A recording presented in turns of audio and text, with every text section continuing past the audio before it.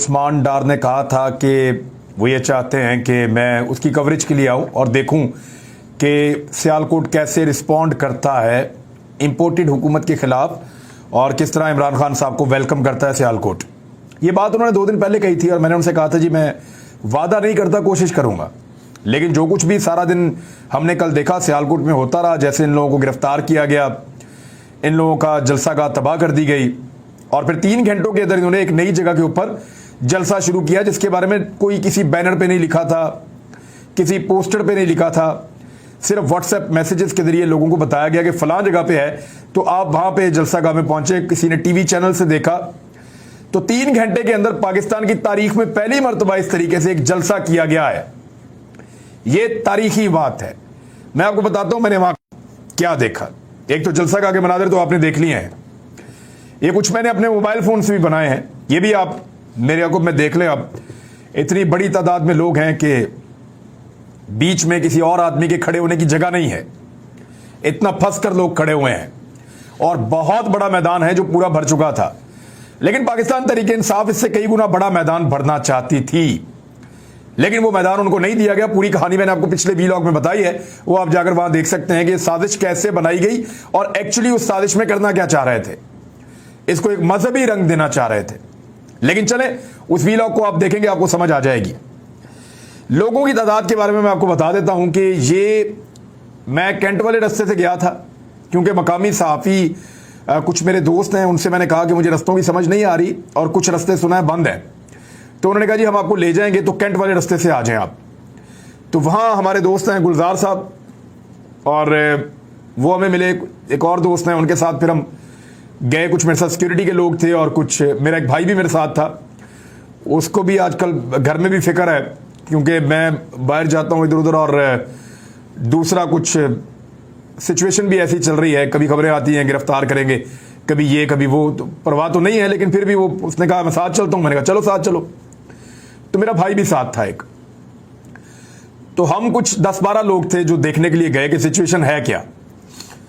तो गाड़ियां हमने अपनी दूर पीछे खड़ी कर दी। ख्वाजा आसिफ का घर क्रॉस करें तो थोड़ा आगे जाके एक फौज का नाका आता है, उसी रोड के ऊपर जो कैंट में दाखिले वाला नाका है, उस नाके से लेकर फैक्ट्री का दरवाजा लगभग कोई 1.5 किलोमीटर होगा मेरे ख्याल में, इतना ही फासला होगा। तो वहां हमने अपनी गाड़ियां खड़ी कर दी और ये कहा कि यहां पे गाड़ियां रोक ले, यहां से आगे हम पैदल जाएंगे क्योंकि आगे सारा हुजूम था लोगों का जो उस तरफ को चल रहा था। तो गाड़ी ले जाते तो वापस नहीं आ सकते थे, ये वहां हमें आइडिया ड्राइवर ने दिया। उन्होंने कहा अगर गाड़ी ले जाएंगे तो गाड़ी आपकी 3-4 घंटे वापस नहीं आ सकेगी, तो गाड़ियां आप यहीं लगा लें यहां से पैदल। फिर हम लोग पैदल उतर के गए। ये तकरीबन 1.5 घंटे का रास्ता था गालिबन और हमें इसको अबूर करने में, सिर्फ फैक्ट्री के दरवाजे तक पहुंचने में हमें 1 घंटा और 20 मिनट लगे। अब आप अंदाजा कर लेंगे कितनी खलकत थी जो सारी उस तरफ को जाना चाह रही थी। लोगों को आइडेंटिफाई भी नहीं था कि ये वाला दरवाजा है उस ग्राउंड का जिसके अंदर जाना है फैक्ट्री का, आइडेंटिफिकेशन नहीं थी, लोगों को नहीं पता था। कई लोग उसको क्रॉस कर जाते थे हल्ले के अंदर, यानी लोग ऐसे चल रहे थे कि एक हल्ले में चलते थे, यानी एक हुजूम है वो एक उसकी वेव आती थी, एक लहर आती थी, उसके अंदर ही लोग मूव करते थे तो करते थे, आगे बढ़ने का रास्ता नहीं था। बड़ा जोर लगा के बड़ी कोशिश करके फिर लोग थोड़ा पहचान लेते हैं, मेहरबानी करते हैं, वो रास्ता बनाकर देते रहे और कुछ ना कुछ करके हम लोगों से ज्यादा तेज चल रहे थे, ये मैं आपको बता दूं, क्योंकि लोग हमें रास्ता भी दे रहे थे, बना भी रहे थे, कुछ थोड़ा सिक्योरिटी वाले वो जोर लगा रहे थे, कुछ मेरा भाई कोशिश कर रहा था, मैं भी कर रहा था, तो हम लोग कोशिश करके ज्यादा तेज जा रहे थे। और क्योंकि मकामी सहाफ़ी मेरे साथ थे तो वो मुझे बता भी रहे थे कि हमें एग्जैक्ट लोकेशन का पता है, बस आप इस तरफ पहुंचे हैं किसी तरह। तो इतने बड़े हुजूम में मैंने जिंदगी में कभी ट्रैवल नहीं किया। मुझे 1 घंटा और 20 मिनट पूरे लगे वहां उस जगह पे पहुंचने में। और दरवाजे के पास पहुंचने के बाद फैक्ट्री के जब अंदर हम दाखिल हुए तो हमें लगा कि काम हो गया है, लेकिन वहां से लेकर स्टेज तक पहुंचने में हमें दोबारा 20 मिनट लगे। हालांकि हमने वो रास्ता इख्तियार किया जहां पे रश बहुत कम था और क्योंकि मैंने इनसे रब्ता किया था तो इनकी पार्टी का एक आदमी वहां पे दरवाजे पे था जो हमें पीटीआई वाला वहां तक लेकर गया। तो वहां जाते जाते 20 मिनट लग गए हमें स्टेज पे पहुंचते पहुंचते। वहां जाकर जब हमने देखा तो सामने वो मनाजिर तो आपने देखे हैं, या फिर देख लें कितनी बड़ी तादाद में लोग हैं। लेकिन मैं आपको क्लियरली ये बताऊं कि जितने लोग अंदर मौजूद थे ये बहुत बड़ी तादाद थी। तो इसमें मैं आपको बताऊं कि कोई शक नहीं हमें हुआ, बल्कि मैंने बाद में जो मेरे साथ साथी थे उनसे भी पूछा कि आपके ख्याल में कितने लोग हैं बाहर और कितने अंदर हैं। तो हमारा कंसेंसस ये था कि 10 गुना लोग जलसागाह से बाहर थे। यानी मैंने इंसानों की खलकत की इतनी बड़ी मूवमेंट इस तरह एक डबल रोड के ऊपर, यानी ये डबल रोड था, बहुत बड़ा रोड था, इसके ऊपर इस तरह खलकत को किसी तरफ मूव करते हुए जिंदगी में नहीं देखा। मैंने कोई बस नहीं देखी जिसमें लोगों को भर कर लाया गया हो, वैगनें नहीं देखी जिनके अंदर लोगों को भर कर लाया गया हो। लोग मोटरसाइकिलों पे, गाड़ियों पे, जहां जिसको जगह मिली उसने खड़ी की और वो पहुंचा जलसागाह के अंदर। मोटरसाइकिलें तो लोगों ने ऐसे फेंकी हुई थी जैसे लावारिस हैं, परवाह ही नहीं किसी को। वहां पे छोड़ी मोटरसाइकिल, जो लॉक था लगाया नहीं था, सीधा गए जलसेगाह के अंदर। इस तरीके से लोगों ने जलसे को अटेंड किया है, इस जोश और जज्बे के साथ। यानी पाकिस्तान तहरीके इंसाफ का आधे से ज्यादा काम हमजा शहबाज और मरियम नवाज की इस गलती ने कर दिया है। अब आज इमरान खान साहब ने जलसागाह में क्या कहा। एक तो जलसा बहुत बड़ा था, ह्यूज था, शायद ये सियालकोट की तारीख में इस तरह की लोगों की मूवमेंट और ऐसा चार्ज एनवायरनमेंट शायद पहले ना आया हो। इमरान खान साहब ने तो यहां स्टेडियम में भी जलसा किया है। बहुत बड़े जलसे, रिकॉर्ड जलसे इमरान खान के ही हैं इस शहर के अंदर। लेकिन इसके बावजूद ये जो जलसा था और जलसेगाह के बाहर जिस तरह लोग थे और जो आना चाह रहे थे, जिनको जगह नहीं मिल रही थी, दरवाजे तक पैक हो गए थे, उनको अगर सबको मिला ले तो ये सियालकोट की तारीख का सबसे बड़ा एक हुजूम था जो इमरान खान को सुनने के लिए जाना चाहता था। ऑडियो का प्रॉब्लम आ रहा था क्योंकि 2 दिन पुराने इंतजाम सारे तबाह कर दिए थे। ना उनका साउंड सिस्टम प्रॉपर काम कर रहा था, ना उनका लाइटिंग प्रॉपर काम कर रही थी, ना उनको स्टेज प्रॉपर बनाने का मौका मिला। लिहाजा जैसे तैसे करके उन्होंने 3 घंटे के अंदर यह रिकॉर्ड जलसा कर दिया और सियालकोट वालों ने इमरान खान पे मुकम्मल भरोसे का इजहार किया है, इजहार यकजहती किया है। और सियालकोट भी इमरान खान को गिफ्ट कर दिया आज हमजा शहबाज ने, अपनी गलती से और अपनी नफरत से मरियम नवाज ने सियालकोट भी दे दिया इमरान खान को। यहां एक नॉर्मल जलसा होने देते, जलसा था चला जाता, कल फैसलाबाद चले जाते, लेकिन एक मोमेंटम बना दिया और सियालकोट का जलसा अब लोग कभी नहीं भूलेंगे।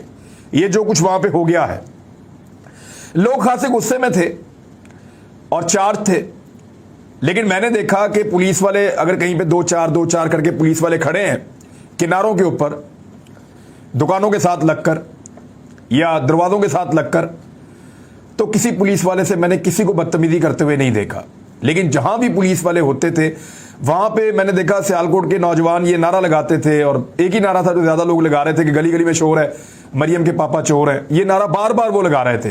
अनफॉर्चुनेट है लेकिन यही नारा लग रहा था। ख्वाजा आसिफ के घर के बाहर पुलिस बैठी हुई थी, वहां पे भी पुलिस को देखकर नौजवान यही नारे लगा रहे थे कि गली गली में शोर है, मरियम के पापा चोर हैं। अब ये नारा वहां पे लग रहा था बार बार और जलसागाह तक यही चल रहा था। तो पुलिस के करीब सिर्फ इतना ही रद्द-ए-अमल था, लोग कुछ जोर जबरदस्ती नहीं कर रहे थे। पुलिस ने सुबह बेशक ज्यादती की हो, लेकिन लोगों ने पुलिस को रिस्पॉन्ड उस तरह से नहीं किया क्योंकि क्राउड जो है वो बड़ा पीसफुल था। अब आज इमरान खान साहब ने कहा क्या, वो बहुत इंपॉर्टेंट है। ज्यादातर बातें वही हैं जो उन्होंने पहले भी की हैं, लेकिन कुछ बातें ऐसी हैं जो उन्होंने नहीं की हैं। उन्होंने कहा कि नवाज शरीफ की नून लीग ने जो हरकत की है आज सियालकोट में, नवाज शरीफ जितने बड़े तुम बुज़दिल हो उतनी ही बड़ी तुम्हारी पार्टी भी बुज़दिल है। हमने एक दफा भी इनके जलसे या इनके लॉन्ग मार्च को रोकने की कोशिश नहीं की। हर 3 महीने के बाद ये हुकूमत गिराने आते थे और तुम्हारे साथ मुल्क की बड़ी बीमारी जरदारी भी था और मौलाना फजल रहमान भी था, डीजल के परमिट बेचने वाला। मुझे यहां तक पहुंचने में 1 घंटा लगा। हालांकि इमरान खान साहब के लिए एक स्पेशल रास्ता बनाया गया था उस तरफ से, उनको 1 घंटा लगा क्योंकि सारे रास्ते बंद हैं। इस तरफ काफले आ रहे हैं लेकिन पहुंच नहीं सकते क्योंकि उन्होंने साजिश के तहत बड़े ग्राउंड में जलसा करने से रोक दिया है। आज तक कभी कोई इनकलाब को नहीं रोक सका। यह सियासत नहीं हो रही, यह इनकलाब आ रहा है। तहरीक आज़ादी के बाद यह दूसरी आज़ादी के लिए तैयार है। अपनी हकीकी आज़ादी के लिए लोग कोशिश कर रहे हैं। अब इस कौम को कोई ताकत नहीं रोक सकती। उन्होंने कहा हमने हमेशा पुरअमन एहतजाज किया और इस्लामाबाद पहुंचकर पुरअमन रहेंगे, लेकिन जो हरकत आज की है, अगर यही हरकत करोगे तो इंतशार फैलाने की कोशिश करोगे तो तुम्हें पाकिस्तान में कहीं छुपने की जगह भी नहीं मिलेगी। मेरे खिलाफ बंद कमरों के अंदर, मुल्क से बाहर और मुल्क के अंदर एक साजिश हो रही है वो चाहते हैं कि इमरान खान की जान ले ली जाए। ये बहुत इंपॉर्टेंट है, पहली दफा उन्होंने बात की है। उन्होंने कहा कि वो चाहते हैं कि इमरान खान की जान ले ली जाए। इस साजिश का मुझे पहले से पता था और चंद दिन पहले मुझे पूरा इल्म भी हो चुका है। मैंने एक वीडियो रिकॉर्ड करवाई है और उस वीडियो को एक महफूज जगह पर रख दिया है। अगर मुझे कुछ हो गया तो ये वीडियो सामने आ जाएगी और इस वीडियो में पिछली गर्मियों से जो मेरे खिलाफ साजिश हो रही है और जो इस साजिश में मुलव्विस हैं, इसमें एक एक का नाम मैंने लिया है। उन्होंने सोचा कि इमरान खान हमारे रास्ते में रुकावट है, इसको हटाना चाहिए, मुझे मारने की एक साजिश है और इसलिए मैंने वीडियो रिकॉर्ड करवाई है, क्योंकि मैं इस तहरीक को सियासत नहीं बल्कि जहाद समझता हूं और अपने अल्लाह के लिए लड़ रहा हूं। अगर मुझे कुछ हो गया तो सारे पाकिस्तानियों को चाहता हूं कि पता चले कि कौन कौन इस साजिश में मुलव्विस था, बाहर बैठकर कौन इस साजिश का किरदार था और मेरे मुल्क में बैठकर किस किस ने साजिश की है। मैंने सबके नाम लिए हैं, उन सबके नाम लिए हैं जिन्होंने ये मनसूबाबंदी की। एक एक का नाम मेरे दिल पर लिखा हुआ है कि उन्होंने कैसे पूरी मनसूबाबंदी करके बैरून मुल्क साजिश की, जिसमें इस मुल्क का करप्ट टोला मिलकर और कौन कौन मजीद इनके साथ है, यानी इमरान खान साहब को सबका पता है। और उन्होंने ये जो बात की ये एक नई बात थी, बाकी बातें वही हैं जो इमरान खान साहब पहले भी करते रहे हैं। और उन्होंने इस्लामाबाद आने के लिए दोबारा सियालकोट के लोगों को भी दावत दी और ये कहा कि अगर आपने आज आज़ादी की लड़ाई ना लड़ी तो आपके बच्चों का कोई मुस्तकबिल नहीं होगा। मैं 20 तारीख के बाद कॉल दूंगा, सबको इस्लामाबाद पहुंचना है, गर्मी की फिक्र मत करें। वैसे इस बारे में इमरान खान साहब ने हमें कहा था कि जो तबका मेरे साथ खड़ा है उनको वो बहुत सख्त जान है, उन्हें गर्मी की कोई परवाह नहीं होगी और मैं भी नहीं करूंगा। फिर उन्होंने बताया कि कैसे पाकिस्तान के लिए लोगों ने कुर्बानियां दी थी, आपको भी देनी पड़ेगी। नौजवानों से खास तौर पर कह रहा हूं कि तैयारी करें। उन्होंने 2 दिन पहले ट्रांसपोर्ट बंद कर देनी है, पेट्रोल इंटरनेट बंद कर देना है, इसलिए इससे पहले तैयारी कर लें। आपके पास पेट्रोल भी होना चाहिए, सामान भी होना चाहिए, ट्रांसपोर्ट भी होनी चाहिए ताकि आप पहुंचें। और अदलिया को फिर इमरान खान साहब ने वही वाला मामला के इंतहाई मैं आजिज़ी के साथ अदलिया से पूछना चाहता हूं। बड़ा अच्छा किया एतवार को आपने आज खुद नोटिस ले लिया, आपको इमरान खान से कोई बड़ा खतरा होगा। 12 बजे अदालतें खोल दी, चले ठीक है, मैं बहुत खतरनाक और मुल्क से कोई बड़ी गद्दारी करने जा रहा था कि रात के 12 बजे अदालतें खोल दी। शहबाज शरीफ और उसका बेटा हमजा शहबाज और मफरूर बेटा सलमान शहबाज पर FIA के 24 अरब रुपए के केसेस हैं, वहां तो कुछ भी नहीं हो रहा। फिर इमरान खान साहब ने डॉक्टर रिजवान का जिक्र किया, फिर यह बताया कि किस तरह इस वक्त मुल्क की मईशत गिर रही है और किस तरीके से आपको इस्लामाबाद पहुंचना है, जितनी रुकावटें हैं उनको दूर करें। अच्छा जी, इमरान खान साहब की जान को खतरे के हवाले से मैंने बाकायदा कुछ लिखा है और वो चीज़ मैं आपके सामने रख देता हूं। और लिखा इसलिए है कि कोई लफ्ज़ आगे पीछे ना हो जाए। आर्मी चीफ साहब से मुखातिब होकर मैं ये कहना चाहता हूं कि ये कोई इल्ज़ाम नहीं है, ये सिर्फ एक मान है और एक दरख्वास्त है, क्योंकि पाकिस्तान में सिर्फ आप ही का एक इदारा है अपने तहफ़्फ़ुज़ के लिए पाकिस्तानी जिसकी तरफ देख सकते हैं। इमरान खान ने जो वीडियो रिकॉर्ड करवाई है इसमें बहुत सारे नाम मौजूद हैं, कुछ नामों के बारे में मैं भी जानता हूं। मेरी दुआ है कि हमारी कौम को यह वीडियो कभी भी ना देखनी पड़े, यानी मुझे नफरत होगी इस वीडियो को देखने से। मैं नहीं चाहूंगा कि ये वीडियो देखनी पड़े, कभी इसकी जरूरत ही ना पड़े देखने की, क्योंकि वो वीडियो हमें ऐसे बड़े नुकसान के बाद देखनी पड़ेगी जिसका बोझ हम सब मिलकर भी नहीं उठा सकेंगे। माजी में भी यहां पर ऐसी शहादतें या कत्ल हुए हैं, मगर याद रखिए कि इमरान खान का फॉलोअर जो है वो पाकिस्तान के 60% से ज्यादा नौजवान हैं। इसका नतीजा इंतहाई खौफनाक निकल सकता है।